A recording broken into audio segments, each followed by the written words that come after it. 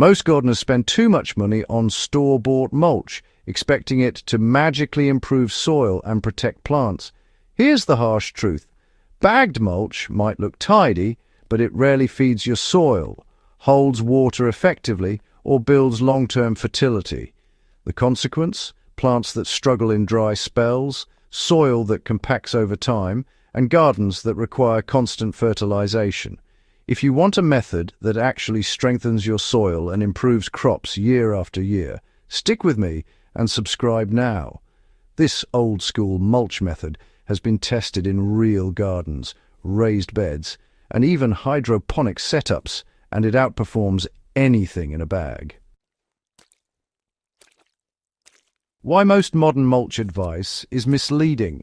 Garden centers love to sell shredded bark, rubber mulch, or dyed wood chips, and they're not bad for decoration. The problem is they do little to feed the soil or improve microbial life. Over time, bark breaks down very slowly, can tie up nitrogen during decomposition, and provides minimal nutrient cycling. I've experimented with these commercially available mulches in my raised beds and saw marginal improvement in water retention, but virtually no impact on long-term soil fertility.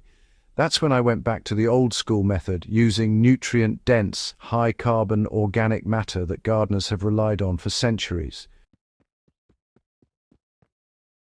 The mulch that actually improves soil. I'm talking about a combination of green and brown organic matter, chopped comfrey or nettle leaves, mixed with straw, dried leaves, and a touch of biochar or aged manure if available. This is the type of mulch farmers used before commercial bags existed. It covers soil, suppresses weeds, retains moisture, and feeds microbes at the same time. In my raised beds, I use a 3-to-1 ratio of brown to green, 3 parts straw or shredded leaves to 1 part chopped comfrey or nettle. This balance prevents nitrogen drawdown while giving plants a steady nutrient supply. How to apply this mulch effectively? Start with a small backyard garden or a 4-by-8-foot raised bed. Spread a 1/2-inch layer of chopped green leaves over the soil first, lightly mist with water to encourage microbial colonization, then add a 1 to 2-inch layer of brown matter like straw or shredded leaves.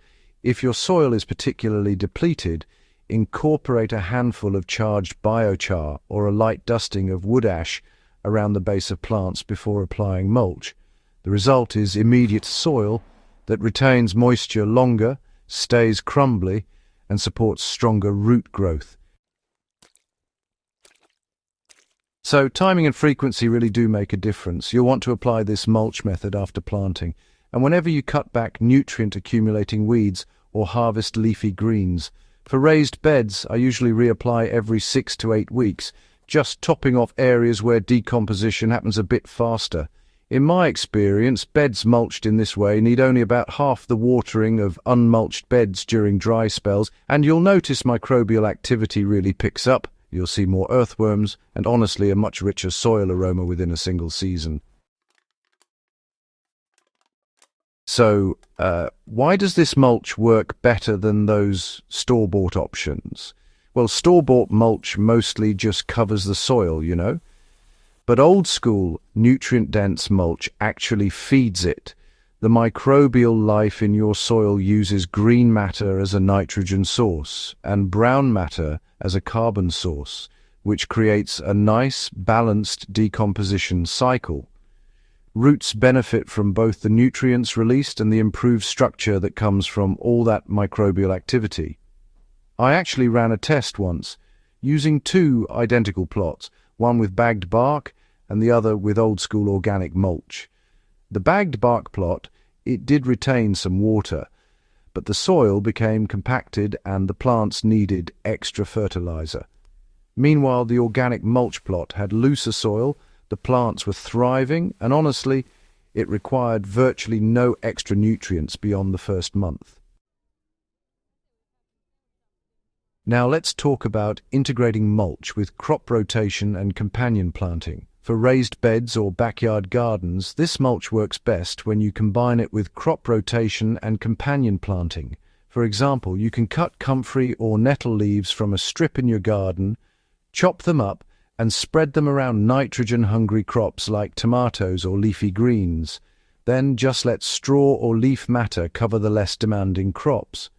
Over time, your beds will develop a self-sustaining fertility system. Microbe-rich soil breaks down the mulch naturally, and nutrient cycling continues without the need for chemical inputs.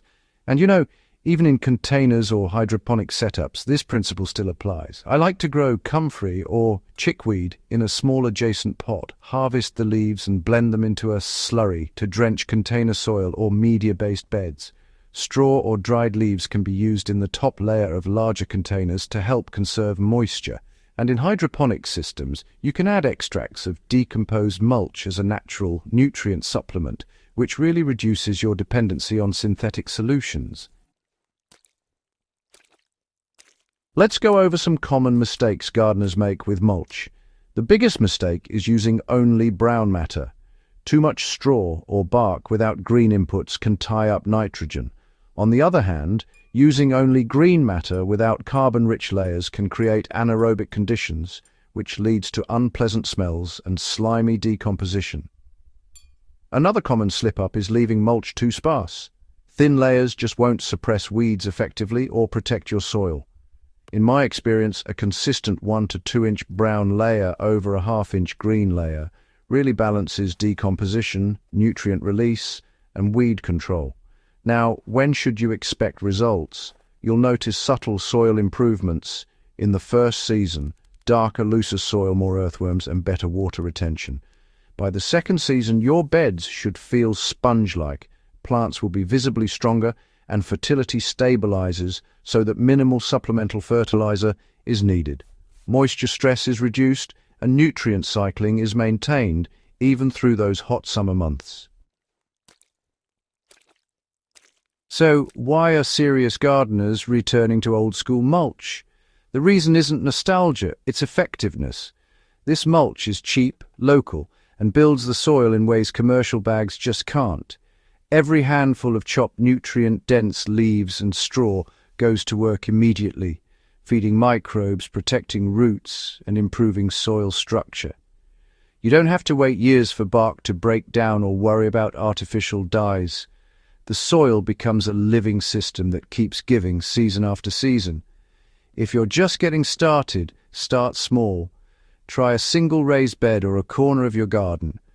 Collect straw, dried leaves, or chopped green weeds. Maintain the brown to green ratio I mentioned, roughly 3 parts brown to 1 part green. Mist lightly, cover, and monitor decomposition.